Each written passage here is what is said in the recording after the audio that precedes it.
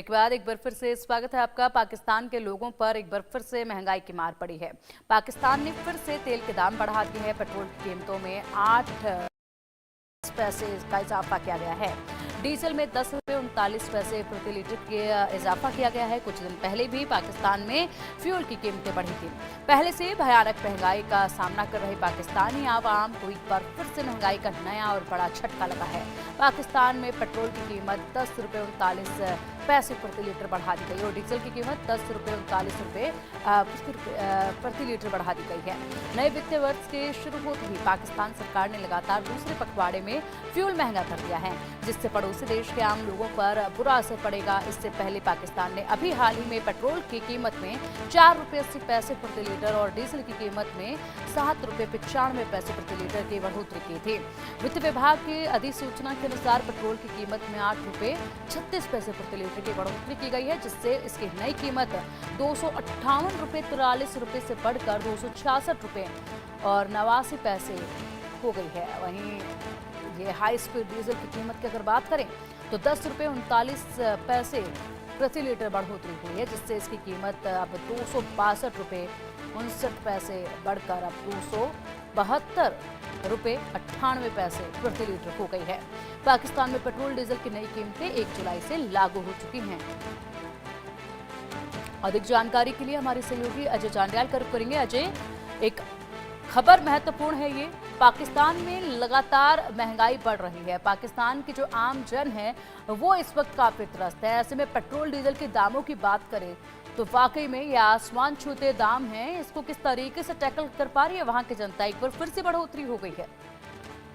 देखिए, पाकिस्तान में सरकार नाम की कोई चीज है नहीं, वहां सेना का रूल है और जो आदेश ऊपर से आएगा उसे मानने के सिवाय और कोई चारा नहीं है।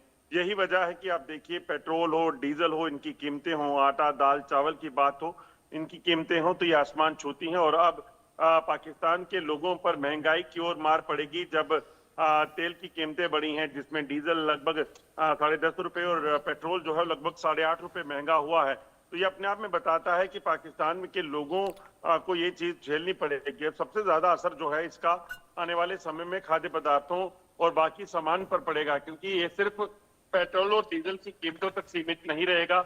इसका असर जो है सीधे तौर पर महंगाई पर भी देखने को मिलेगा। मगर जैसा मैंने पहले कहा कि वहां पर सरकार नाम की कोई चीज नहीं है। ऐसे में जो सरकार या फिर ये कहेंगे कि ऊपर से फैसला आएगा, उसे मानने के बजाय उनके पास और कोई चारा नहीं है। हमने देखा कि वहां पर सरकार के खिलाफ प्रदर्शन करने पर पहले से रोक लगा कर रखी गई है। वहां दाल चावल आटे की बात की जाए तो वो आसमान छू रहे हैं उनके रेट, और वो आम लोगों की पहुंच से लगातार बाहर होते जा रहे हैं। बिल्कुल, और इसी के साथ यहाँ पर जो महंगाई की मार है इसके बाद कैसा लोगों के अंदर जो वहाँ पर रुख देखा जा रहा है, सरकार को लेकर कैसे उनकी प्रतिक्रियाएं निकलकर सामने आ रही हैं? क्योंकि जाहिर सी बात है वहाँ के आवाम को भी मालूम है कि जो पैसे मांगे जा रहे हैं, IMF से पैसे मिले हैं आर्थिक तौर पर मजबूती के लिए, विकास कार्यों में लगाने के लिए जो राहत दी गई है IMF की तरफ से, उन तमाम पैसों का इस्तेमाल जो है वो इस वक्त कहाँ पर हो रहा है ये वहाँ के आवाम को भी मालूम ही होगा। तो क्या प्रतिक्रियाएं लोगों के अंदर इस वक्त देखी जा रही हैं, क्या कुछ कहना है वहां के आवाम का? देखिए, बिल्कुल अगर आप देखें तो आम लोगों की कहां कोई सुनेगा नहीं। आम लोग चाहे बोलें या ना बोलें, क्योंकि जिस तरीके से वहां पर रूल है, वहां पे रूल ऑफ लॉ नहीं है, वहां पर सीधे तौर पर हिपोक्रेसी है। वहां सरकार ने जो फैसला लिया आप उसके खिलाफ बोल नहीं सकते। वहां पर विपक्ष के जो नेता थे वो जेल में है पहले से। तो ऐसे में आप क्या एक्सपेक्ट कर सकते हैं? आम लोगों की राय क्या हो सकती है? पाकिस्तान के कब्जे वाले कश्मीर में लोग आप देखें लंबे समय से प्रदर्शन कर रहे हैं। बलूचिस्तान के लोगों ने प्रदर्शन किया तो उनको जेल जाना पड़ा। तो ऐसे में मुझे नहीं लगता कि इसको लेकर लोगों का विरोध कोई ज्यादा वहां मायने सरकार के लिए रखता है, और ना ही लोगों को विरोध करने की इजाजत मिलेगी। मगर ऐसा भी यह कहा जा सकता है कि जो लोग गरीबी रेखा से नीचे हैं, जिनकी तादाद बहुत ज्यादा है पाकिस्तान में, उनका जीना और दुश्वार होगा।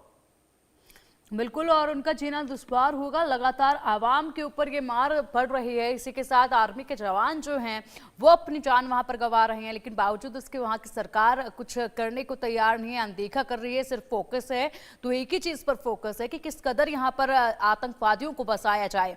इसके अलावा अगर बात की जाए तो और कौन कौन सी ऐसी चीजें हैं जिनकी वजह से गहरा इफेक्ट जो है वो नजर आ रहा है आवाम पर, क्योंकि कई इलाके ऐसे हैं जहां पर इस वक्त कृषि क्षेत्र पूरी तरीके से तबाह हो चला है। वहां के हाल बुरे हैं और उसी बीच इस तरीके से ये दामों में बढ़ोतरी है और भी बड़ी मार उन पर पड़ रही है।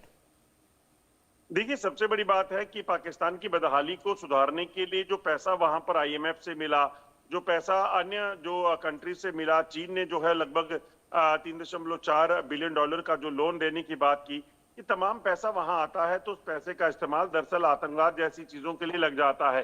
पाकिस्तान की सबसे बड़ी प्राथमिकता जो है वो आतंकवाद रहता है। तो ऐसे में बहुत ज्यादा उम्मीदें लोगों को होनी नहीं है, क्योंकि जो पैसा आईएमएफ से आया था वो बेसिकली इंटरनेशनल मिनोरिटी फंड जो मिलता है वो उसके मकसद होता है कि किसी देश की कोई इकोनॉमिकल हालत खराब है और उसके सर्वाइवल के लिए उसे वो पैसा मिलता है, एज ए लोन मिलता है, मगर उस पैसे का इस्तेमाल उन लोगों के लिए नहीं किया जाता। आप देखें, जब वो पैसा मिला था उसके तुरंत बाद ऑपरेशन सिंदूर में जब आतंकी ठिकाने ध्वस्त किए गए तो उस पैसे का जो इस्तेमाल था, सबसे पैसा वो किसको बांटा गया? जैश ए मोहम्मद और हिजबुल मुजाहिदीन के जो आतंकी हेडक्वार्टर जब तबाह हुए थे उनको देने के लिए कहा गया। 3-3 करोड़ रुपया उन आतंकियों को देने का ऐलान किया गया जो जैश और हिजबुल मुजाहिदीन के से जुड़े थे, जिनको ऑपरेशन सिंदूर के दौरान जो है वो मार गिराया था भारतीय सुरक्षा बलों ने। तो ये अपने आप में बताता है कि पाकिस्तान की जो मंशा है वो दरअसल अपने आतंकवाद को जिंदा रखने की है। उसे कोई फर्क नहीं पड़ता कि उसके जो लोग हैं वो कहाँ जा रहे हैं, उसके देश की हालत, माली हालत कैसी है। बिल्कुल सही कह रहे हैं अजय आप। और ऐसे में वहां की सरकार को कुछ भी फर्क नहीं पड़ता है। ये दाम बता रहे हैं इस वक्त कि आवाम वहां पर अल्लाह भरोसे ही है। बहुत शुक्रिया आपका इन तमाम जानकारियों के लिए अजय। बढ़ेंगे आगे। अगले 6 से 7 दिन पूरे भारत में भारी बारिश की संभावना है और इसी के साथ मौसम विभाग ने भारी बारिश का अलर्ट जारी कर दिया है। हिमाचल, उत्तराखंड, यूपी में भारी बारिश का अलर्ट जारी किया गया है। पंजाब, हरियाणा, राजस्थान में भारी बारिश का अलर्ट जारी किया गया है।